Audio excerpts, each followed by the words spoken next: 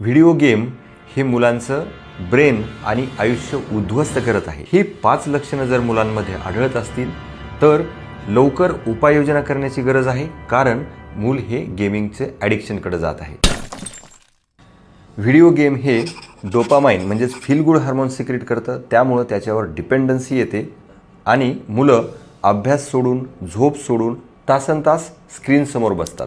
गेमिंगमध्ये मुलं हे व्हर्च्युअल वर्ल्डमध्ये जगायला शिकतात, त्यामुळे त्यांचं ऑक्सिटोसिन लेवल कमी होते. ऑक्सिटोसिन हे बॉन्डिंग हार्मोन आहे आणि त्यामुळं ते फ्रेंड्स, फॅमिली किंवा समाजापासून डिस्कनेक्ट व्हायला लागतात आणि ते एका रूममध्ये आयसोलेट जास्त राहतात.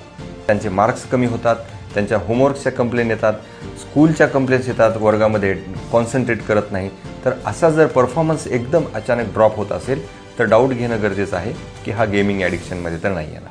आणि सतत गेम खेळणाऱ्या मुलांचं पोश्चर असं बॅड होतं, त्याचबरोबर त्यांना सतत डोकेदुखीचे त्रास होऊ शकतो, डोळ्यांवर ताण येतो असं ते म्हणतात किंवा चष्म्याचे नंबर वाढतात. त्यासोबत त्यांची झोपसुद्धा कमी होते, चिडचिडेपणा वाढत असेल. WHO सांगतं की गेमिंग डिसऑर्डर हे मेंटल हेल्थ कंडिशन आहे, त्यामुळे अशी लक्षणं आढळत असतील तर काय उपाययोजना करायच्या हे मी नेक्स्ट व्हिडिओमध्ये सांगणार आहे.